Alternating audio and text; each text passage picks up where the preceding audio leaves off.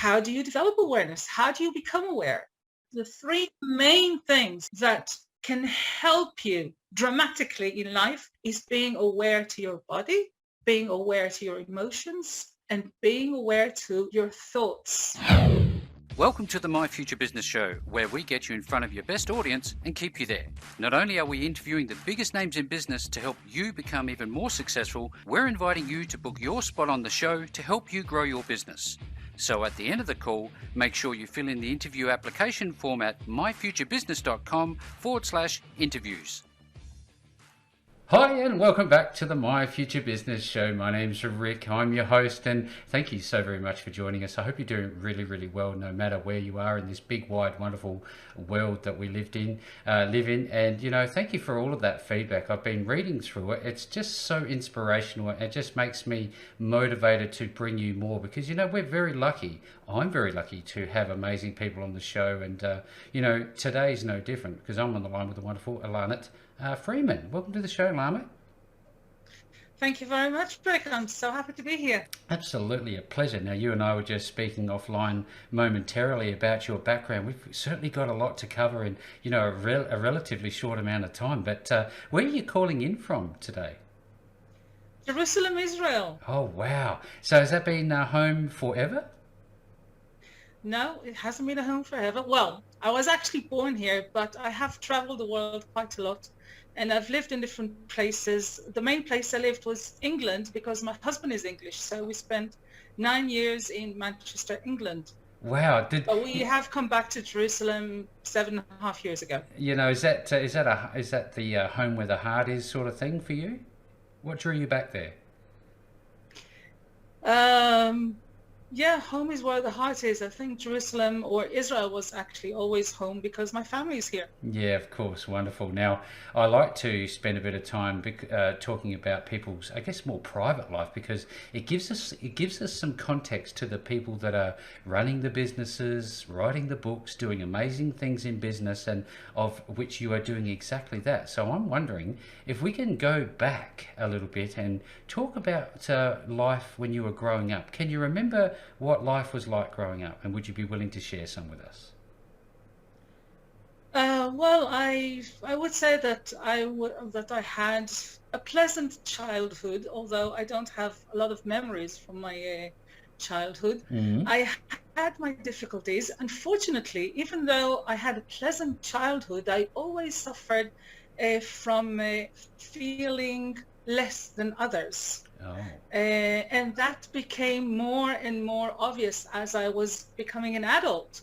I was going in Israel. You have to serve in the army. I went into the army. I always felt less than others. I went into university. I always felt useless and worthless and less clever than everybody else. And it had to come to really, really difficult points in my own personal life, in a relationship actually.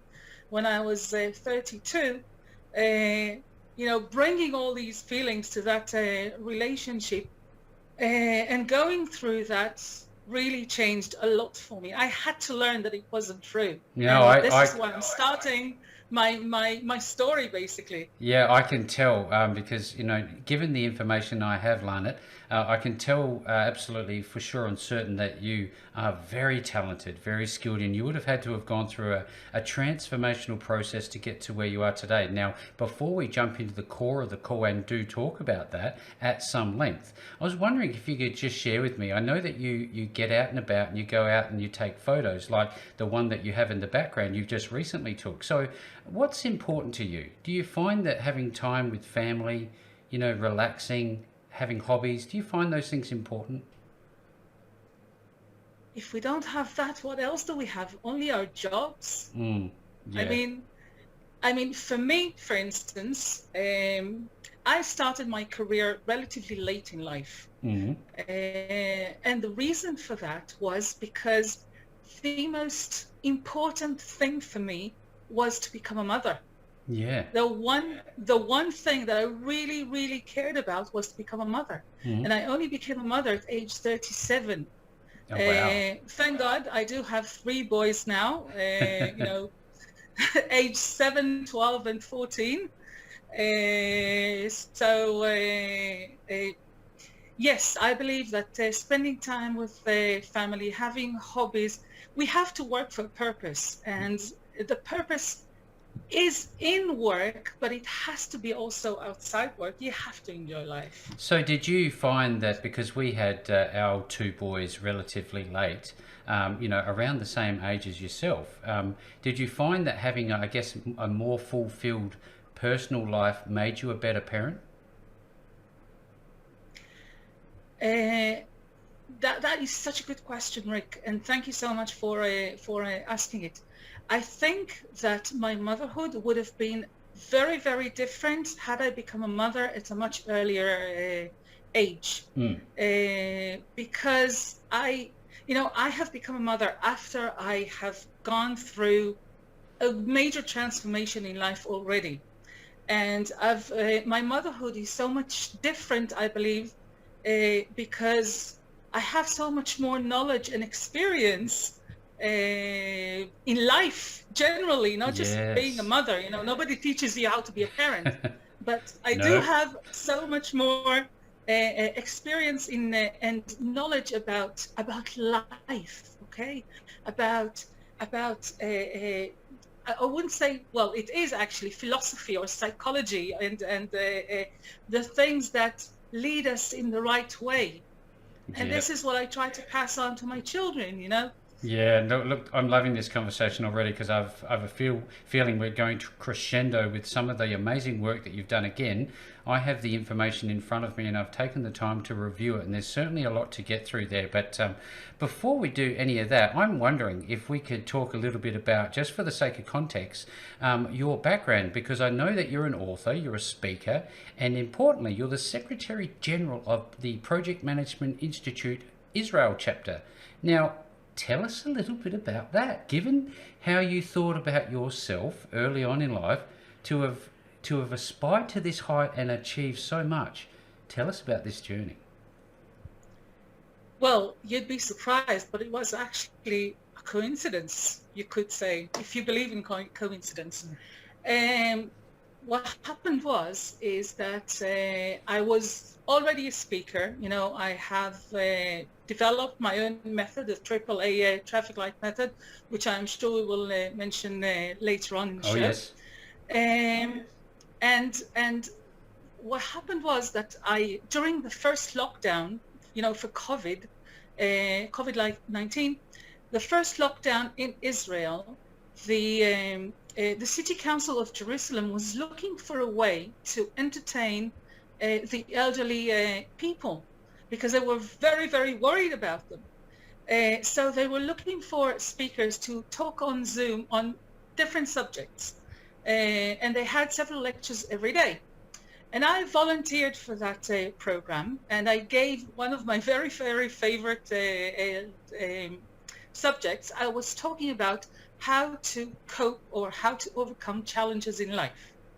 And somebody heard that lecture, and the minute it was finished, I had my phone number written at the back, and she sent me a WhatsApp message, and she said, "You know what, you spoke so well.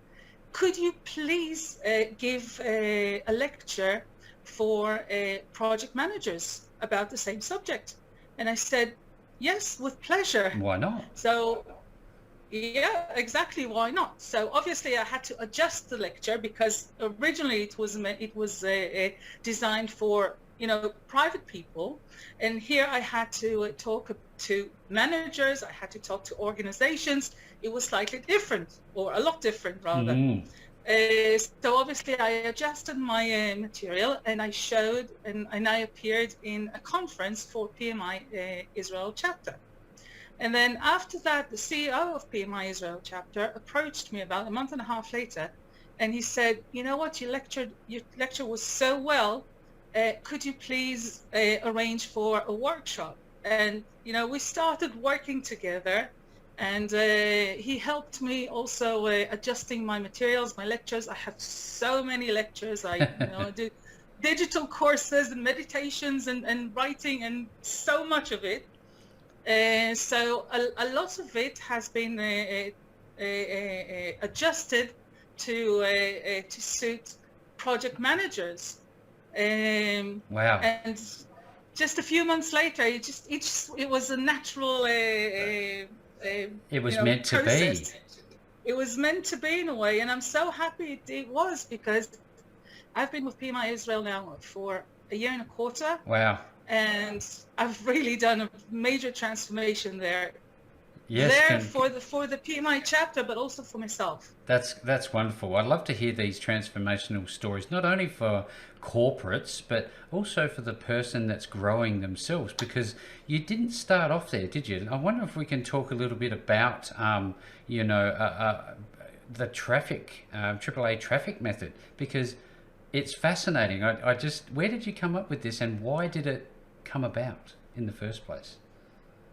Well, it started, as I mentioned before, I was in a very problematic relationship. Mm-hmm. A relationship in which I was very much feeling worthless, useless, etc., etc., not good enough. I always had to prove myself that I am good enough, etc., etc. It wasn't a good place, okay? Yeah. Luckily for me, and this I do have to mention, luckily for me, the person I was with was actually insisting that it doesn't have to be this way. So he said, Ilanit, you can't change. And he kind of pushed me into looking for change. He introduced me to somebody who has become, a life personal friend. And she kind of led me to the way of personal growth. And this is when I started to learn about subjects like loving myself, appreciating myself, etc., etc. Mm-hmm. And and it was amazing, because it's a lifetime job, this thing, but it is so rewarding. It is so I cannot even start to describe the difference in my own personal life with where I was then and how I am now. And even going into PMI, had meant that I had to jump up to the next level for myself. So tell me something. Absolutely. Every morning you get up you get up with a certain mindset. Do you have sort of a mantra, and what does a day look like for you, given that you have this wonderful tool at your disposal? Well, to be very frank, I don't do it daily. Mm-hmm. I think it might be in this way, I might be different to others, but I write a lot, really a lot. Yep. And through writing, no wonder 2 books came out already. And the third one is already written. I'm just waiting for a certain milestone to arrive. I was going to ask you about that. We can talk about your books in a while, for sure.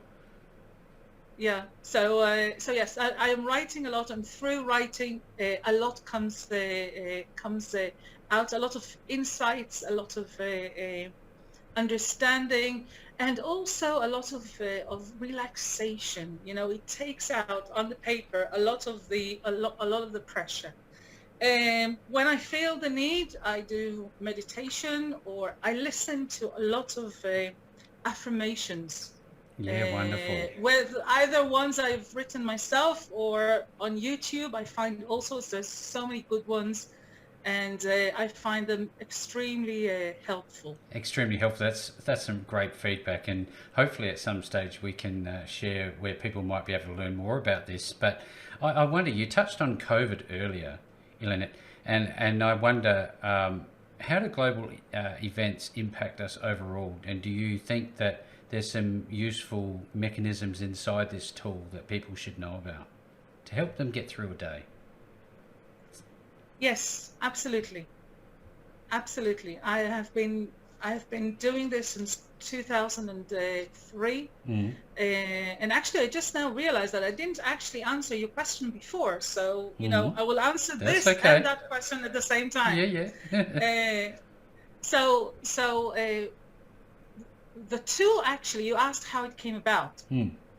So it came about because I have been practicing this myself for many, many years. Now, at some point, about, I can't remember the year, I think 2016 it was, I decided that it's time for me to go out and have my own business. I've always wanted that, and I felt it was time. I was Yep. ready for it. But then I had to come up with the idea for the business. What am I going to What what are am you I going going to do? to contribute to the world? What's my say? Well, why am I here? Yep. So I thought I felt very much experienced already after so many years of being in this self-development um, area. I felt ready, and I started writing. I actually started writing everything that I have learned. Now, you need to understand something, and that is, I think, very, very important. And that could also inspire other people, because a lot of people think that you have to have a mentor, you have to go to courses, you have to read books, etc., etc. I have done all that, but all, or not all, but any progress I made, any major progress I made it because I myself did the job with myself. I went into myself and did the investigation. And later on, I read it. This philosopher said this psychologist says it. It comes in this theory and in Yep. that method.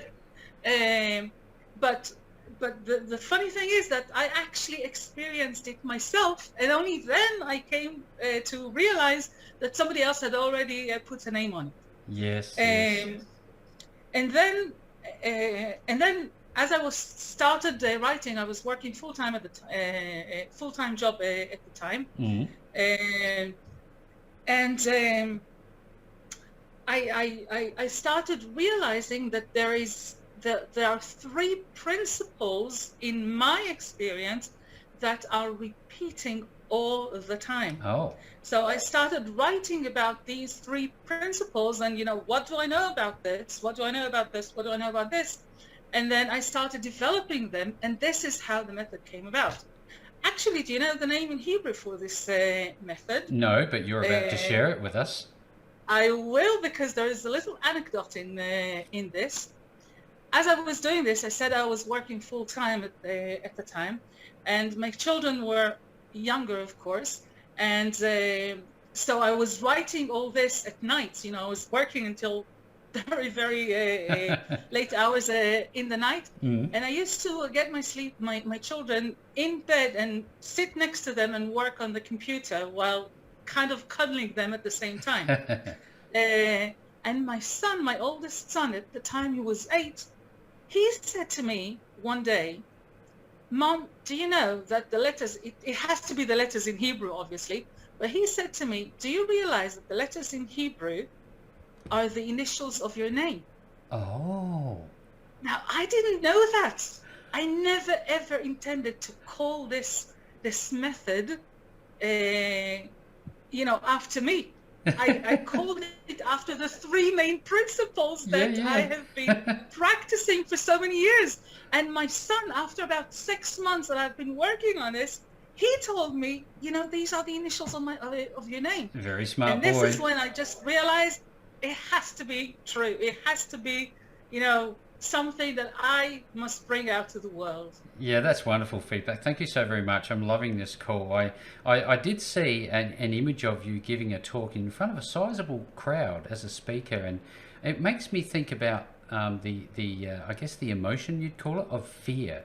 Now, for somebody who I guess was somewhat introverted and a little bit afraid maybe of getting up on stage, how did it feel the moment that you stepped off the stage having achieved such a thing? That is very different now to when it was 30 years ago. And let me explain.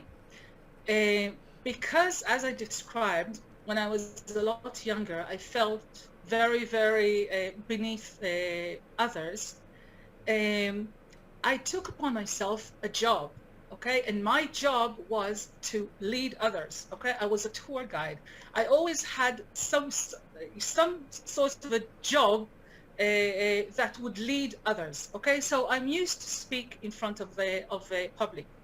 However, when I was younger, that was kind of a mask that I used to put on me, so that I would feel accepted, so that I would feel that I have a place in this world. Oh. But now, when I speak in front of a large audience, it feels like this is my place. It's no longer a mask. This is me. This is who I am. The real you. So, yes, it's always kind of frightening, but it's also very, very exciting to. You feel be like able you're to do living, that. don't you? You're actually not wasting time. Yes. You know, Oh, and I'm loving it.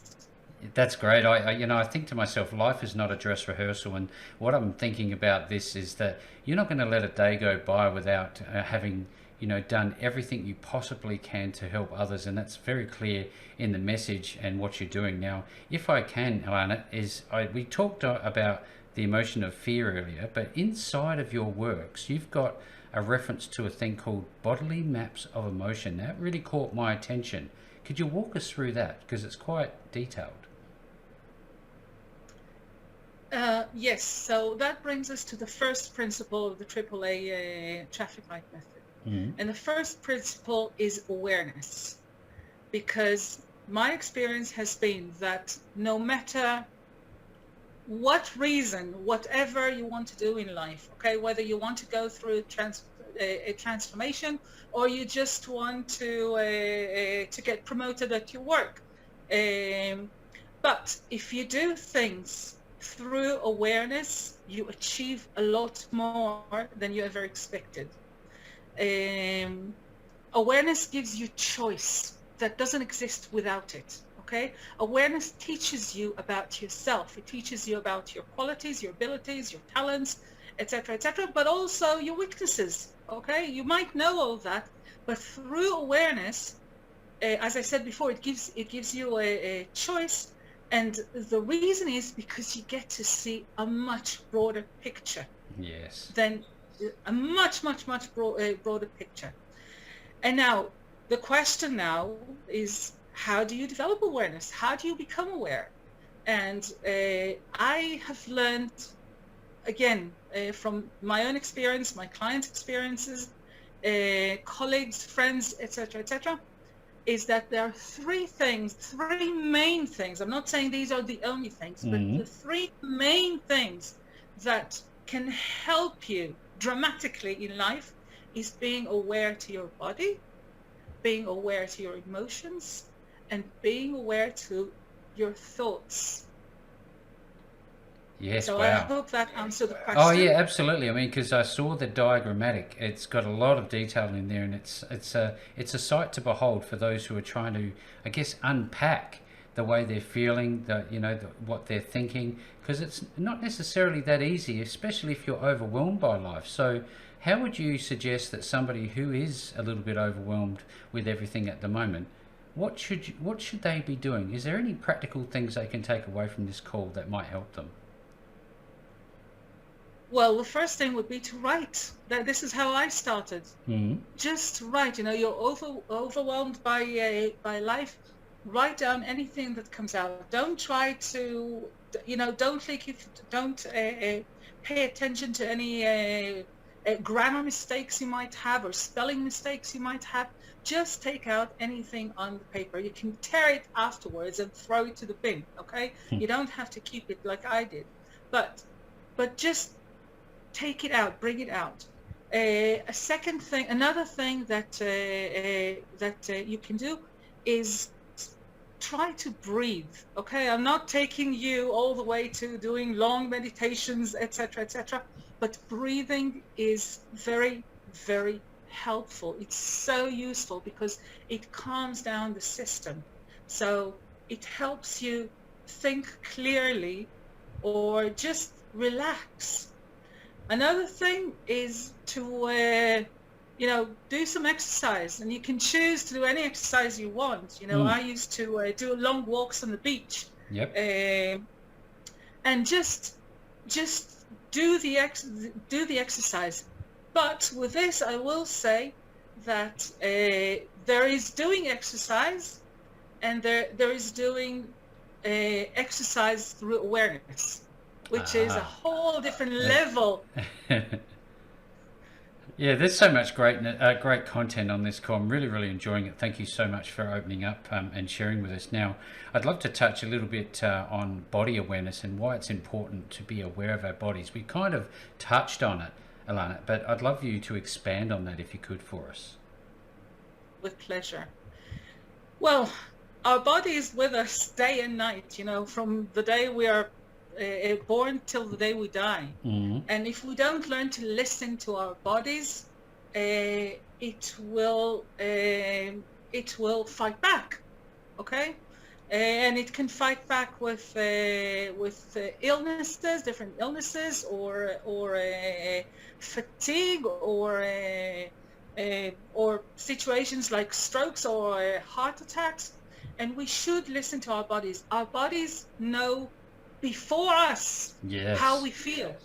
And not only that, it reacts to the situation, because the body remembers every single thing that happened to us in their life. And it doesn't only remember, but it reacts. Okay, so if a similar situation, or a situation that we consider similar to what had happened, the body is already in reaction. Okay, so if we learn how to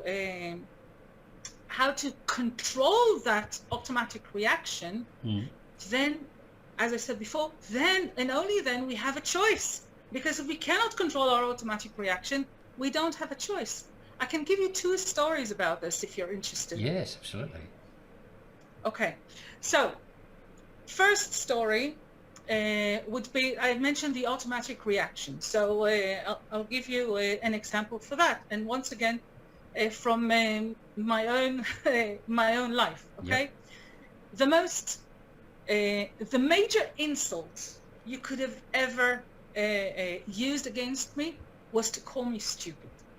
Okay, because I felt anyway, as I mentioned before. Yep. So stupid would have been really, really, really hurting for me. Really hurtful. Now, very, very painful. Now, I had a situation in England once, very, very unusual situation. Please, English people, don't hold this as an example to the behavior of English people. It's not. It was a one incident. A one-off, absolutely. I took my son, he was a baby at the time, I took him to town in Manchester, and for some reason I couldn't take it off the bus. It got caught in the doors there, and the driver looked at me and he said, "You stupid woman." Oh. Now, I came down with my son, and I could feel that, and it happens in less than a second. Okay, the body reacts. Yep. Luckily, I was already aware of how my body reacts, and I knew that when I get offended, my chest closes. Okay, and I get very, very upset and very sad and very angry, etc., etc. And I could feel that second when my chest was debating, should it close or should it not close? He just called me stupid. So the automatic reaction would have been to close my chest and suffer for I don't know how long. Yep. So I brought this story just to show that you do have the choice, and you do have the choice in your body, because the body is the one that reacts. But the choice only comes if you're aware of your body. Yeah, what feedback. That is amazing. Yeah, it's so good to talk to somebody who is self-aware and, attuned to their body signals, because, we're made up of electrical signals, and we've got, sensors that we may not have really thought about too much. Now, is that something that people can learn? And who does it apply to? You talked about your children earlier. do you start from an early age? Do you teach this to your children? And can it go through Yes. to, elders? Absolutely, absolutely. This is an acquired skill. Awareness is 100% an acquired skill. And yes, you can start from an early age. You don't have to reach the bottom as I did in order to start your journey. You can absolutely just decide that you want to learn, you want to be on that side of life, the more aware side of life. And yes, I do teach my children. They don't always like it, I have to say. Sometimes I just feel that I'm yours too. that, yeah, but they do get the message. Okay, so they have the tools. If they want it, they have the tools. Fantastic.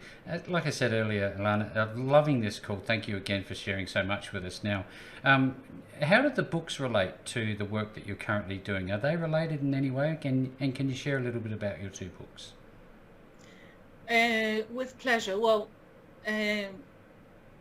both of the books, or I mentioned before, there's a third one on the way. Mm-hmm. So all three are actually taken out of my own personal diaries. So as I mentioned before, I write, and I write a lot, and a lot comes out on paper, and a lot of insight come on paper. Now, when I first started writing, obviously, I wrote for myself because I was overwhelmed with life at the time. So I wrote for myself. But over the years, I've come to realize that I am actually giving, a very, very detailed route to whoever wants to learn. Yes. Whoever wants to make a change. And this is when I realized that this should actually come out as a book. Now, there's at the moment there's one in English and one in Hebrew, which I'm hoping to translate very, very soon. So let's focus about the one in English for the sake of our listeners, who I think is a little bit more relevant. Yeah, it's more relevant to them. The book actually deals with my relationship with money, with wealth, prosperity, abundance, and all these big words that are so important. So many people are hoping to achieve in life. And the thing is that, as I mentioned before, I only started my career at a late stage in life because I have waited to become a mother. Mm-hmm. After my second son was born, I decided that it's time for me to move on to the next step, and the next step had to be finance because we were struggling, my husband and I. So I had to do something about changing our financial situation. And the way I know is the AAA. At the time, it wasn't called the AAA, but this is what I knew. Yep. So I started writing about the subject, and I started realizing that there are so many beliefs, so many thoughts, so many stories I tell myself about money that are holding me back. So, in one hand, I want to be wealthy, I want to prosper, etc., but I'm not letting myself become that person that I want to be. Yes. You are your own worst enemy. Absolutely.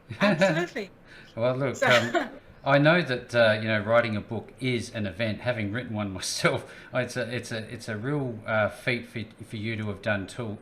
Congratulations, and we're looking forward to the third. Now, where are people likely to find your books, and are you on Goodreads? Well, they can find me on Amazon. Mm-hmm. And they can find me on Lulu, which was actually the publisher of the book in the United States. Yeah. Yes. Fantastic. And they can reach out to me on LinkedIn. Fantastic. Yes. And, yeah. I know that you have a website and you can also be found in various other places. And if you've been on today's call and you've had a listen into this and taken something away, which I'm absolutely sure and certain that you would have, just look down below the post. No matter where you find the call, you're going to find some links back to Ilana and her wonderful books and all of her work that she's up to. And with that being said, what a wonderful call. Thank you so very much for joining me on the show today. Thank you so much, Rick. Thanks for joining us today. If you enjoyed the call, then make sure to subscribe, leave a comment, share us with your friends, and book your spot on the show at myfuturebusiness.com/interviews. And if you're looking for solutions that will help grow your business, then visit myfuturebusiness.com/shop.